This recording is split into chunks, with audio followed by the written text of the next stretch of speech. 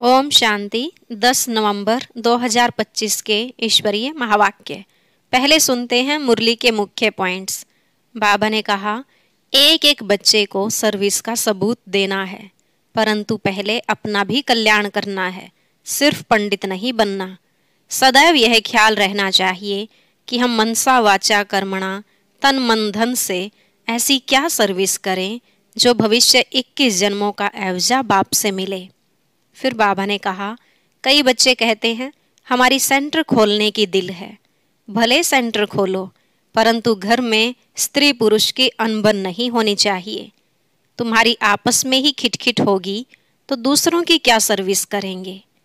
बाप प्रेम का सागर है ना, तो तुम्हें भी आपस में बहुत प्रेम से रहना चाहिए। अब जास्ती धंधे आदि में नहीं फंसो, वानप्रस्थी बन जाओ, अपने खर्चे कम कर लो। और लास्ट में बाबा ने कहा, जिनकी प्रीत बुद्धि है और जो मुझे याद करते हैं वही विजय पाएंगे, परंतु भले प्रीत है और याद नहीं करते तो वह भी कम पद पाएंगे। तुम सिर्फ बाबा बाबा कहते रहो तो भी कल्याण होता रहेगा। अब सुनते हैं महावाक्यों को विस्तार से। बाबा ने कहा, मीठे बच्चे, तन मन धन अथवा मनसा वाचा कर्मणा ऐसी सर्विस करो जो 21 जन्मों का बाप से एवजा मिले, परंतु सर्विस में कभी आपस में अनबनी नहीं होनी चाहिए। प्रश्न, ड्रामानुसार बाबा जो सर्विस करा रहे हैं उसमें और तीव्रता लाने की विधि क्या है? उत्तर, आपस में एकमत हो, कभी कोई खिटखिट ना हो। अगर खिटखिट होगी तो सर्विस क्या करेंगे? इसलिए आपस में मिलकर संगठन बनाए राय करो, एक दो के मददगार बनो। बाबा तो मददगार है ही, परंतु हिम्मते बच्चे मददे बाप, इसके अर्थ को यथार्थ समझकर बड़े कार्य में मददगार बनो। ओम शांति। मीठे मीठे बच्चे यहाँ आते हैं रूहानी बाप के पास रिफ्रेश होने। जब रिफ्रेश होकर वापस जाते हैं तो जरूर जाकर कुछ करके दिखलाना है। एक एक बच्चे को सर्विस का सबूत देना है। जैसे कोई कोई बच्चे कहते हैं हमारी सेंटर खोलने की दिल है, गांवड़ों में भी सर्विस करते हैं ना। तो बच्चों को सदैव यह ख्याल रहना चाहिए कि हम मनसा वाचा कर्मणा तन मन धन से ऐसी सर्विस करें जो भविष्य 21 जन्मों का एवजा बाप से मिले। यही होना है। हम कुछ करते हैं, कोई को ज्ञान देते हैं, सारा दिन यह ख्यालात आने चाहिए। भल सेंटर खोलें, परंतु घर में स्त्री पुरुष की अनबनी नहीं होनी चाहिए, कोई घमसान नहीं चाहिए। सन्यासी लोग घर के घमसान से निकल जाते हैं, डोंट केयर कर चले जाते हैं, फिर गवर्नमेंट उनको रोकती है क्या? वह तो सिर्फ पुरुष ही निकलते हैं। अभी कोई कोई माताएं निकलती हैं जिनका कोई धनी धोनी नहीं होता या वैराग्य आ जाता है, उन्हों को भी वो सन्यासी पुरुष लोग बैठ सिखलाते हैं। तो अब बाप तुम बच्चों को समझा रहे हैं, हर एक की बुद्धि में आना चाहिए, हमको बाप का परिचय देना है। मनुष्य तो कुछ नहीं जानते, बेसमझ हैं। तुम बच्चों के लिए बाप का फरमान है, मीठे मीठे बच्चों, तुम अपने को आत्मा समझो, सिर्फ पंडित नहीं बनना, अपना भी कल्याण करना है, याद से सतो प्रधान बनना है, बहुत पुरुषार्थ करना है, नहीं तो बहुत पछताना पड़ेगा। कहते हैं बाबा हम घड़ी घड़ी भूल जाते हैं, संकल्प आ जाते हैं। बाबा कहते हैं वह तो आएंगे ही, तुमको बाप की याद में रहे सतो प्रधान बनना है। आत्मा जो अपवित्र है उनको परम पिता परमात्मा को ही याद कर पवित्र बनना है। बाप ही बच्चों को डायरेक्शन देते हैं, हे फरमान बरदार बच्चों, तुमको फरमान करता हूँ, मुझे याद करो तो तुम्हारे पाप कटेंगे। पहली पहली बात ही यह सुनाओ कि निराकार शिव बाबा कहते हैं मुझे याद करो, मैं पतित पावन हूँ, मेरी याद से ही विकर्म विनाश होंगे, और कोई उपाय नहीं, न कोई बता सकते हैं। ढेर के ढेर सन्यासी आदि हैं, निमंत्रण देते हैं योग कॉन्फ्रेंस में आकर शामिल हो। अब उनके हठ योग से किसका कल्याण तो होना नहीं है। ढेर योग आश्रम हैं, जिनको इस राजयोग का बिल्कुल पता ही नहीं है, बाप को ही नहीं जानते। बेहद का बाप ही आकर सच्चा सच्चा योग सिखलाते हैं। बाप तुम बच्चों को आप समान बनाते हैं। जैसे मैं निराकार हूँ, टेम्परेरी इस तन में आया हूँ। भाग्यशाली रथ तो जरूर मनुष्य का होगा, बैल को तो नहीं कहेंगे। बाकी कोई घोड़े गाड़ी आदि की बात नहीं है, न लड़ाई की कोई बात है। तुम जानते हो हमको माया से ही लड़ाई करनी है। गाया भी जाता है, माया ते हारे हार। तुम बच्चे अच्छी रीति समझा सकते हो, परंतु अब सीख रहे हो। कोई सीखते सीखते भी एकदम धरनी पर गिर जाते हैं, कोई खिटखिट हो पड़ती है। दो बहनों की भी आपस में नहीं बनती, लून पानी हो जाते हैं। तुम्हारी आपस में कोई भी खिटखिट नहीं होनी चाहिए। खिटखिट होगी तो बाप कहेंगे यह क्या सर्विस करेंगे।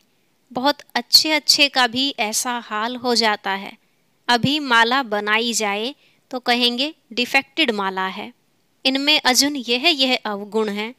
ड्रामा प्लान अनुसार बाबा सर्विस भी कराते रहते हैं, डायरेक्शन देते रहते हैं।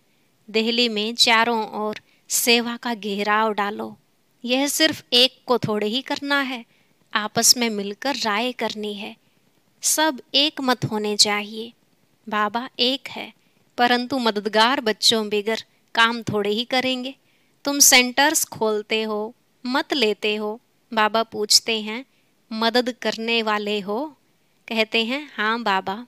अगर मदद देने वाले नहीं होंगे तो कुछ कर नहीं सकेंगे। घर में भी मित्र संबंधी आदि आते हैं ना, भल गाली दें, वह तुमको काटते रहेंगे, तुम्हें उसकी परवाह नहीं करनी है। तुम बच्चों को आपस में बैठकर राय करनी चाहिए।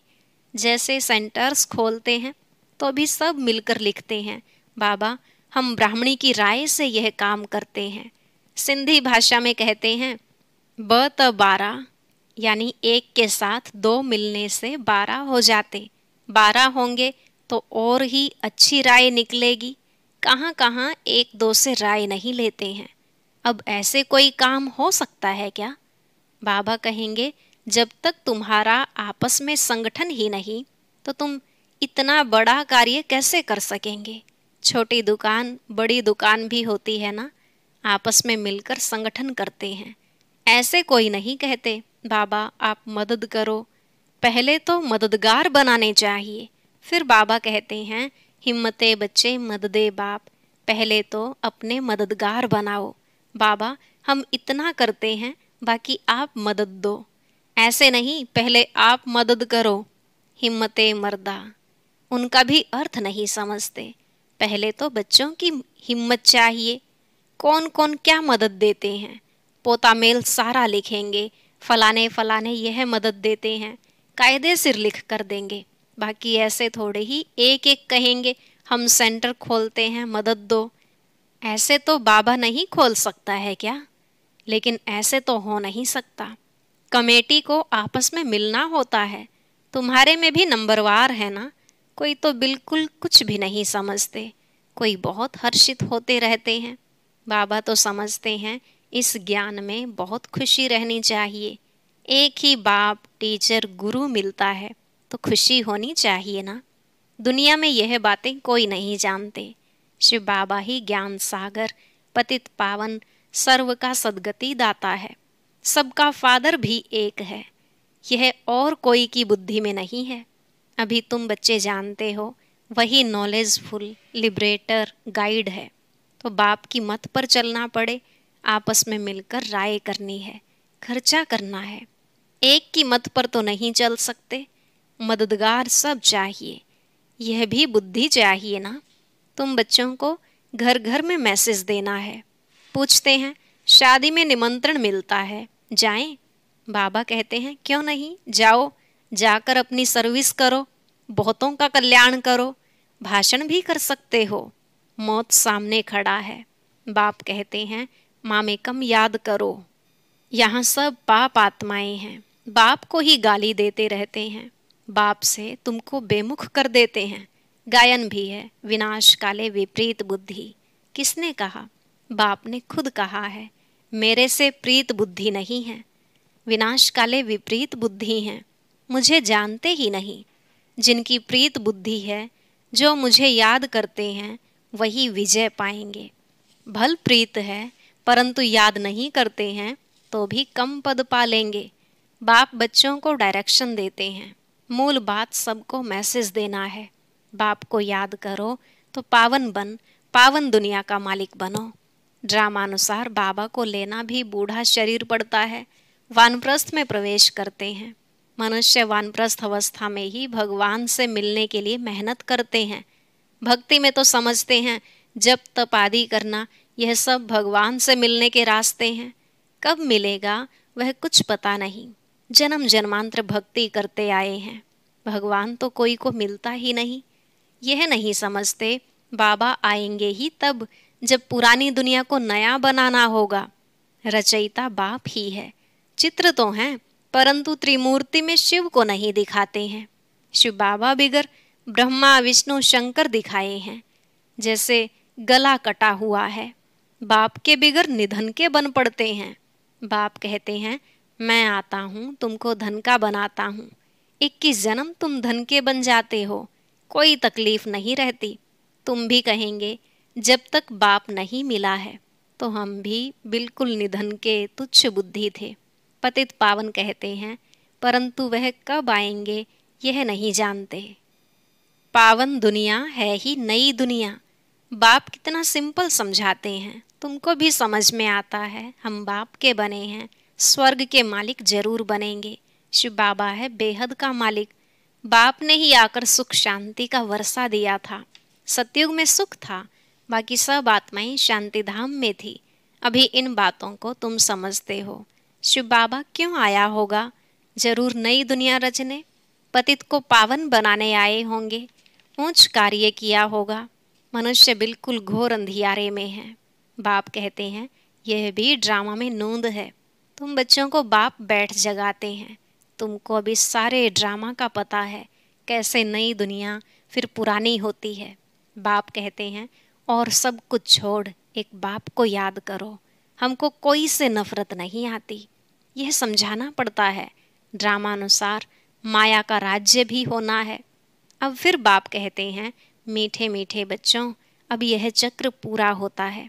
अब तुमको ईश्वरीय मत मिलती है, उस पर चलना है। अब 5 विकारों की मत पर नहीं चलना है। आधा कल्प तुम माया की मत पर चल तमो प्रधान बने हो। अब मैं तुमको सतो प्रधान बनाने आया हूँ।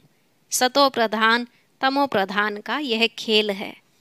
ग्लानि की कोई बात नहीं। कहते हैं भगवान ने यह आवागमन का नाटक ही क्यों रचा?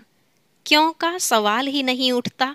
यह तो ड्रामा का चक्र है जो फिर रिपीट होता रहता है। ड्रामा अनादि है। अभी है कलयुग, सतयुग पास्ट हो गया है। अब फिर बाप आए हैं। बाबा बाबा कहते रहो तो कल्याण होता रहेगा। बाप कहते हैं यह अति गुह्य रमणीक बातें हैं। कहते हैं शेरनी के दूध लिए सोने का बर्तन चाहिए। सोने की बुद्धि कैसे बनेगी? आत्मा में ही बुद्धि है ना। आत्मा कहती है मेरी बुद्धि अब बाबा तरफ है, मैं बाबा को बहुत याद करता हूँ। बैठे बैठे बुद्धि और तरफ चली जाती है ना। बुद्धि में धंधाधोरी याद आता रहेगा तो तुम्हारी बात जैसे सुनेंगे नहीं। मेहनत है। जितना जितना मौत नज़दीक आता जाएगा तुम याद में बहुत रहेंगे। मरने समय सब कहते हैं भगवान को याद करो। अब बाप खुद कहते हैं मुझे याद करो।